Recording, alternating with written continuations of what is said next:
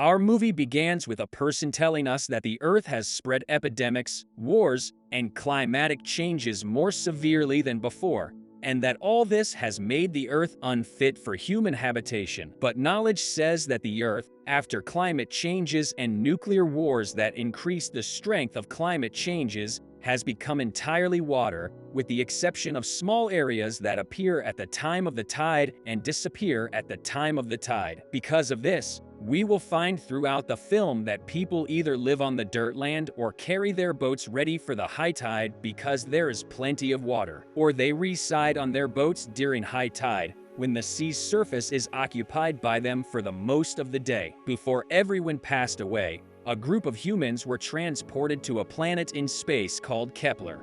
But as it was not feasible for them to dwell there permanently, they first sent a mission called Ulysses 1, but communication with the Earth was lost as soon as the message touched it. Years passed after that before they could launch another expedition. Finally, they landed a space mission consisting of 3 astronauts, but as soon as they land on the surface of the Earth, they encounter the problem of choking on the water, and one of them dies, and only 2 remain: Commander Tucker, who is the last to remain, and his assistant Blake. They receive help but fear death because of the too much water. They succeed in reaching the Earth and try to learn about its conditions. But tragedy strikes, and the captain is seriously injured after the collision. Blake searches for the survivors and discovers that the planet is becoming more livable and normal. A gang of survivors, however, ambushed the commander and captured him along with his ship. The fact that there are elderly individuals, kids, and a sizable population of survivors shows that the Earth is not always deserted. When Blake tries to assist one of the survivors in locating the leader, she is beaten and taken with them. You discover that the survivor you assisted has passed away in the end. After Blake took a lie to her leader,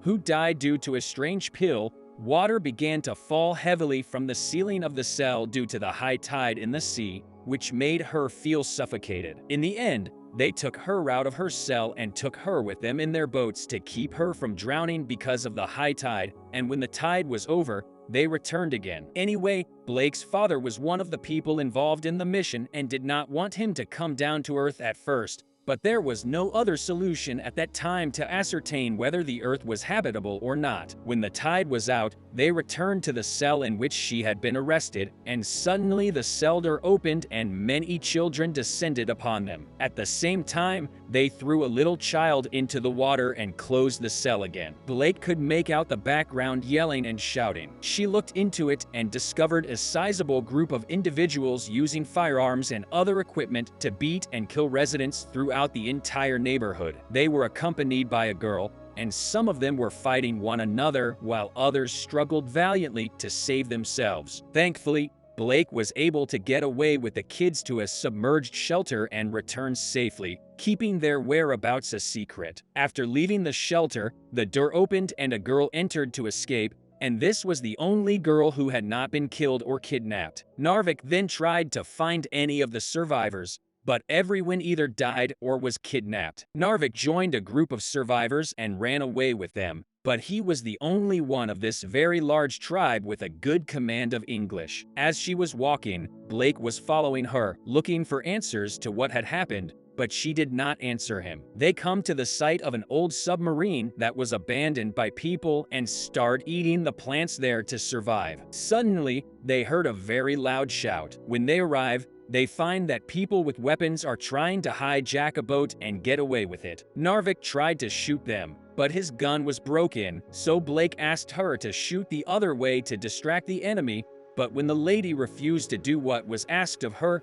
Blake beat her unconscious and then decided to go to another place where she found the kidnapped people and their belongings stolen by the armed people. She saw a t-shirt worn by one of the gang members with a word indicating their association with the expedition that took place. Then she hides with the others who were being held in a cell under the ship, waiting in the hope that she will understand what is happening and what the armed men have to do with the expedition. Finally, they reach their destination, and they all disembark from the ship, finding themselves in a place full of larger ships than the community they first disembarked in. And when they go inside, the people there work with technology much better than the community they're in.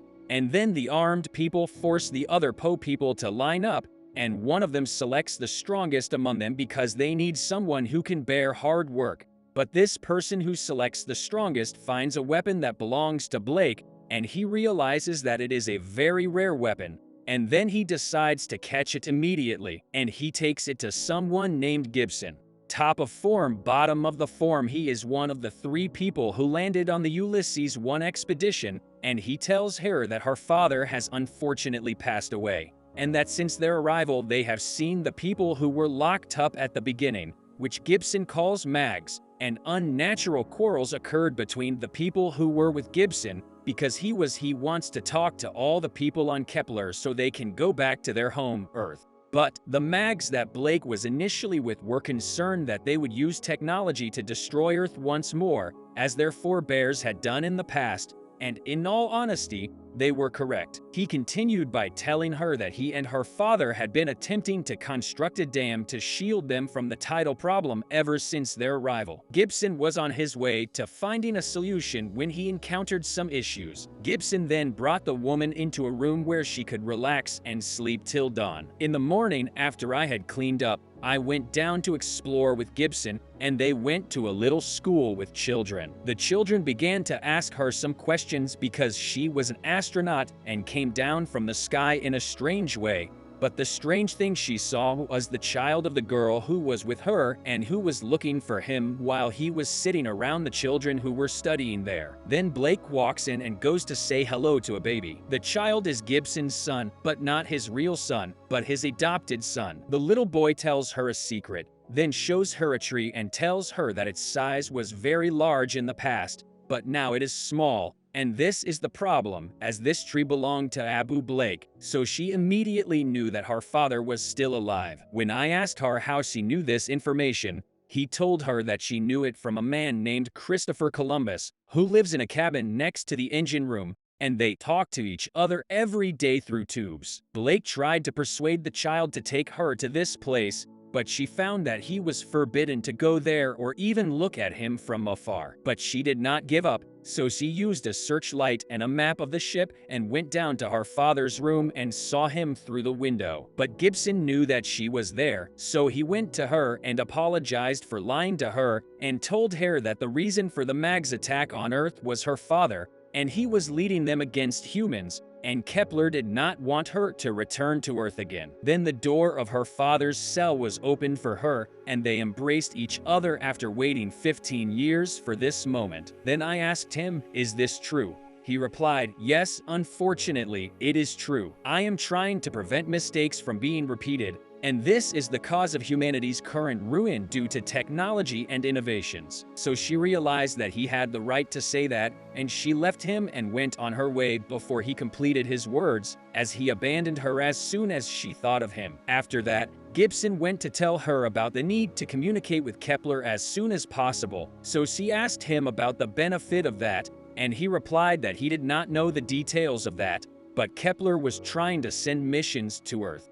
In the end, Kepler loses the ability to have children, and they are all sterile, but she tells him that she is able to have children again after her analysis when she came down to Earth. She asks them to find the device that was on the dropship that landed so that they can communicate with the survivors. Gibson supported the idea and agreed to send a team to find the device, after which he went with Blake to eat. But one time, the electricity was cut off, and Gibson's assistant came to tell him that someone had cut off the electricity. Gibson came down with him and tried to prevent Blake from going with them for her safety, but they saw Narvik running around her daughter and threatening her, so Blake told them where her daughter was. Indeed, I told her the location of the child, but at that moment, another guard comes and beats her too, but eventually Gibson's assistant comes and takes them all away from each other. But while taking them, the girl tells Narvik that they only take girls to this school. The point is, Blake goes to Gibson and asks him the same question, and he tells her that the current girls on Kepler are in their mid-40s, which means that when they get there, they'll be in their 50s. And even if their infertility problem were cured, these girls would be the ideal solution because for the men when they return from there, the Kepler bloodline will still be alive. After much discussion between them, the assistant enters with their stimulator to get in touch with Kepler. Unfortunately, they find it empty. In the end, Gibson gets very upset and tells her that she must go early in the morning to look for her, and they cannot return without her. Meanwhile, Johnson's son was playing with his bride, and on his back was the device that everyone wanted but no one saw, and when she returned to her room, she found a nurse girl hiding by her, and she said to her, "Don't be afraid. I will find your mother." Meanwhile, Gibson's assistant enters to search for the girl who escaped. But when he was looking for her at the last minute and about to catch her, Blake put a poison pill in his mouth against his will, the same pill that killed Tucker and kills anyone who puts it in their mouth. After that, I quickly took the girl and went to the prison that contained all of them, and he handed them the weapon, and they went directly to the second children's room, and every father took his daughter from there. But she did not go with them but went down to her father to free him from there. At last she knew he was right, and when she came to him, she said to him, "Let's go." But when she saw the puppet that Gibson's son was carrying there, she realized that the device she wanted was in it, but now it was with Gibson that would communicate with the Kepler. Her father tells her that she must stop him in any way possible, and she does try to do so, but first she reaches their ship, then goes to the station where Gibson sends messages to Kepler. In one instance, Gibson employs a gadget that draws a sample of blood from him before he does, but it turns out that the child from whom the sample was drawn was actually his brother Blake and not his son. Because he didn't want her to consider samples, he kept telling her that he had already been adopted. What exactly are the samples about? Gibson was getting blood samples from Blake's brothers since they are of the same offspring. However, at the last moment, Gibson succeeds in transmitting the sample to Kepler, but Blake attacks him and beats him to death underwater. She too was about to die, but Narvik comes to her rescue at the last moment, and they take her with them on their ship, where they find her brother and father, and she sits with him and asks her if all of them have arrived, and she answers, yes, all of them, and the story ends. Don't forget to subscribe and hit like,